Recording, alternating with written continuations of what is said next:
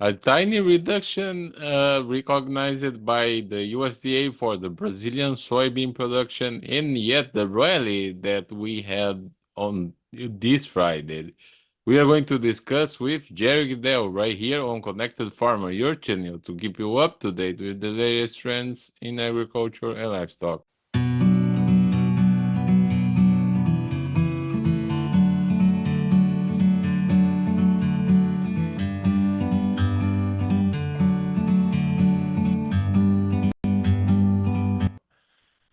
So, Jerry, we had the USDA finally recognizing a reduction in the Brazilian soybean crop, but only for 1 million metric tons. I don't understand why they are so shy. I think you and I both have the same attitude about the USDA right now and their South American production estimates for Brazil. I can't say that Argentina, there needs to be any huge adjustments there because of the weather that's had occurred, but it's been a very up and down season on weather in Brazil. They started out with a very delayed kind of plantings. They love to get lots of stuff in there in September, early October. It was really late October and most of November before they got it in. And then they turned around and had dryness that actually wiped out 2 million hectares and had to replant. So you get off to that kind of poor start, and it really didn't rain well or consistently until, boy, I think it was like late January before we finally got some type of rains in the northern areas. And that, well, we don't want to forget though that Paraná and Rio Grande were wet during the early part of the season. So there you go. You got all kinds of conditions down there on that, and we can. But it seems like that the USDA right now is very cautious about making adjustments in their South American crop sizes because of the fact that there is been some traditions of estimates being over exaggerated on problem situations and that, but I wouldn't say that making an estimate from the trade of 2 to 3 million down and make a number from 155 down to 151 or 52 is outrageous number, but that wasn't the case today when they put that number in. And and the interesting thing about it is that normally when you see less production in South America, you tend to end up being optimistic about more exports in the U.S. Well, as I was kind of suggesting last week, I didn't see a lot of changes coming in the U.S. Supply demand numbers on the soybean side of things. The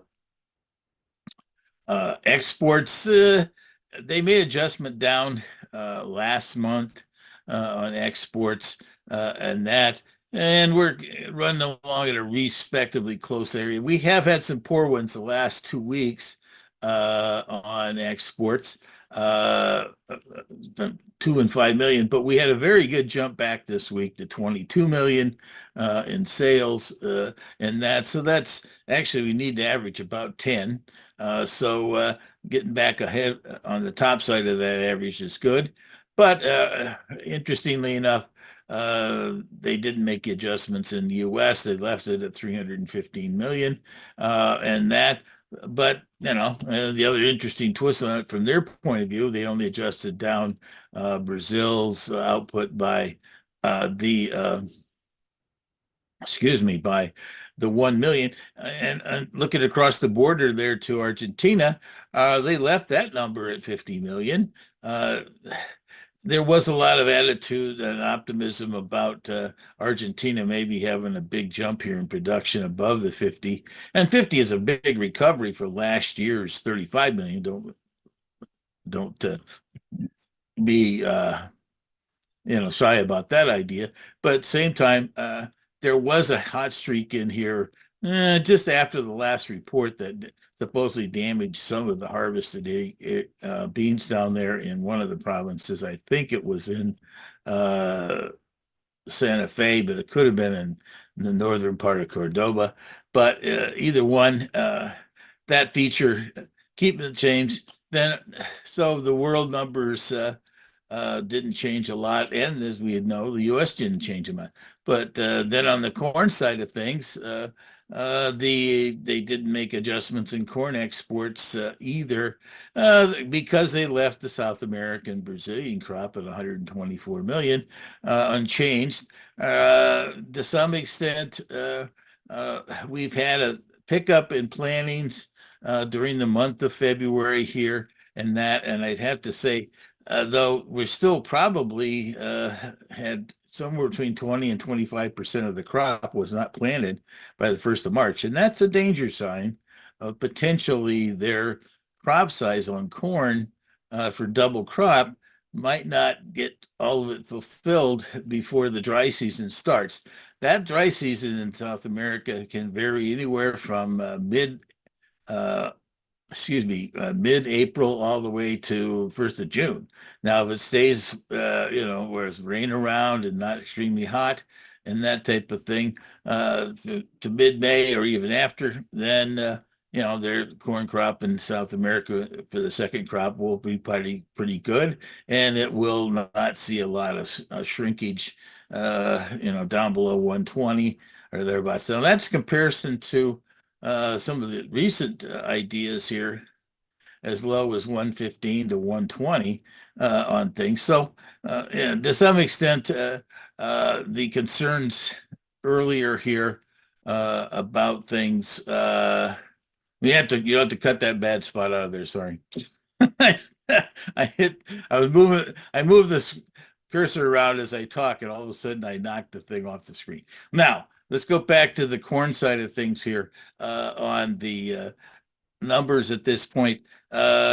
With the limited change in Brazil, there interestingly was a 1 million increase in Argentina's crop from 55 million up to 56.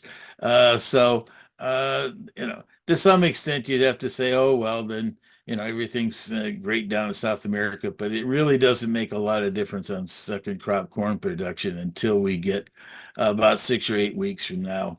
Till we're, late April and early May, if we're getting into shutdown situation in Brazil, and that would end up a big impact on our Brazilian crop, and also an impact on what could happen in prices. Last year, if you remember, we had things kind of extended out. We had no real issues about plantings and things of that nature in Brazil. We had a very major problem in Argentina, and it definitely hurt the crop and both corn and soybeans down there. But the impact of heavy harvesting going on in Brazil really knocked down the prices of both of those in the trying to move both corn and soybeans through the export channels. And so that really kind of was the first major impact on taking the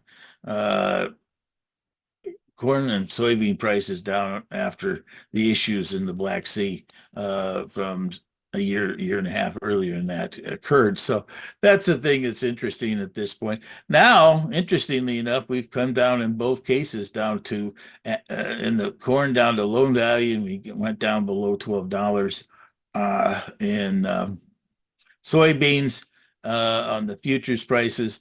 And it seems like we have come to the point in these markets that there's a lot of people already short, and in the case like you mentioned right off the bat here, it says, oh God, we didn't have any real big drops or adjustments in the U.S. Indian carryover stock, or the South American crops weren't adjusted yet. I don't think a lot of people want to, at least they're already short and they don't want to add to it. And so as time went on, we had a very interesting reaction after today's report.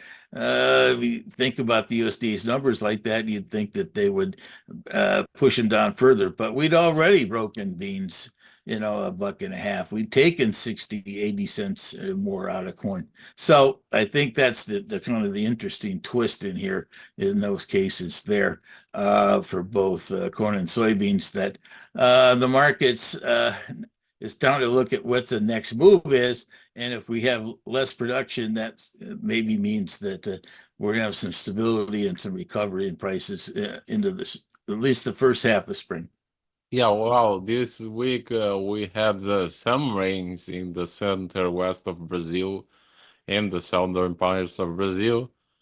But still, I don't think it's enough to make to recover the crop as we are headed to the end of the harvest. Definitely right. The twist of it, we get the numbers here of harvesting in the 50 to 55%. Maybe we might even touch on the one early next week at 60% or more. But the twist of it is that Mato Grosso and Goiás and uh, those two northern producing states, and even Paraná at this point, and Rio Grande are the ones that are particularly Rio Grande is only has one crop and it's only have an influence there. And a lot of Paraná is only one crop of soybeans with limited amount of corn. The northern areas, Mato Grosso and Mato Grosso del Sul, that's where the double crops are coming. And that's the interesting thing about it is that that's where our reports have been very disappointing.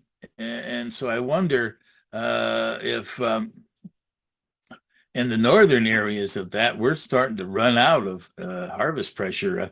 I think that in parts, a lot of Mato Grosso here, we're probably in the 70, well, I think it's 80% or more. Personally, I think that's where we're at, 80% there, maybe 85. And that now the real interesting twist in Brazil is we have these two new provinces that have really stepped into the agricultural world. One of them's being Biafra, and the other one's Tucumcán. I'm terrible on that pronunciation, so you're probably going to embarrass myself. But it turns out that both of those, after very, very dry conditions most of the season, they finally have got rains over the last 2 months or 6 weeks. And all of a sudden, their crops are looking a lot better. So maybe that's going to be our savior. But the biggest problem in that is they're not as big anywhere close to Mato Grosso or Paraná or some of these other longtime traditional areas of agriculture and soybean planting. So I guess those are the things that we're going to keep an eye on Brazil at this point going forward. Yes, and also I think in the next couple of weeks the market will take a better look at the Argentinian crop. Mhm. Exactly right. From there, I have to say there's been a couple different issues in Argentina over the last 6 weeks. We were kind of getting dry and things like that. And one area got really hot and lost some bean acreages. There's talk of 100,000 hectares being out. But we've also had some rain since then in both Cordoba and Santa Fe. And then this last week, we had some pretty good rains in the eastern provinces going towards Buenos Aires. And that not all of Buenos Aires itself province got rains, but definitely in the eastern half and the capital and things like that. So that's going to be an interesting one to see how that goes. Because the one twist of it right now is Argentina tends to have kind of two seasons of plantings. They come in and they plant corn and soybeans, then they kind of wait and plant. A lot of their soybeans, by the way, are double crop after wheat. And so then we don't see the soybean plantings pick up until after wheat harvest. And then there's another batch of corn harvest that then goes on and that sometimes doesn't even get harvested until June or even early July. So it's a long extended season in Buenos Aires. So there's a lot of weather could still have an impact on their output going forward. Yes, and they also, I think, in on the market will start to speculate on the real size of the American surface. Oh, yes. Over the next 2 to 4 weeks in here, we're because of the USDA putting out two important set of data here. They're going to have our quarterly stocks reports and also our initial planning intentions on excuse me March 28th. Now that's an interesting day. That happens to be a Thursday, but it's right in front of this year's Easter holiday around the world. So we're not having any type of trading on Friday the 29th because of Good Friday. And then so normally we would have this data coming on the 31st. Well, 31st is a Sunday, so that's not going to work. So that's what's happening there. I there's lots of I continue, I guess, to be uh, not as optimistic about our soybean seedings as I think we should be. We need 3 to 4 million more acres from the standpoint of the needs of the the renewable diesel industry and what their plans are and what they want to do going into 2024 into 25. But the interesting thing is, I don't know if the prices have been encouraging enough for people to move their plantings, which were extremely large in corn last year, over to beans, uh, from the point of view that uh, now the one thing that's encouraging to beans is that the cost of putting soybeans in the ground is a lot cheaper than putting in a crop of corn. You don't have to put in the fertilizer. You don't have to put as much chemicals on the crops, things of that nature. So you get 225 bushel corn and you get 55 to 65 bushel beans. Uh, it's a toss up at that point. So that's an interesting one going forward. I guess I'm cautious that that's not going to happen. We really do need higher bean prices to encourage more chances of things switching over than just the fact that it's cheaper to raise corn and soybeans than it does. Assuming that you actually plant corn versus soybeans, but that's an interesting debate that will go on in front of us. And of course, then the stocks reports will be our next update, I should say, on U.S. feed demand and what the size of the crop was for last year. Well, you have not mentioned under this scenario, what are the next price levels for both corn and soybeans, in your opinion, of course? Right. Well, I kind of feel like that we have finally kind of turned the corner here, and I think there is some potential going into, geez, I'd have to say even to the now until mid-April or thereabouts about what's going on in the South America situation, how the spring planting situation steps in the U.S. I'm uh,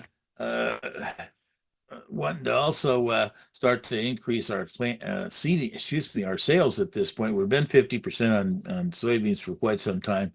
The May contract is eaching up towards the $12 mark. So in that 12 to 12.10, 12.15 zone, I definitely encourage people to make a 15% sale in that. Now, I think there's a chance that we might be going higher than that later in the spring, but I think the first time up against the psychology of $12 in May beans are probably going to run into some issues. And I think people need a little dollars in the pocket to pay for all these chemicals and fertilizers.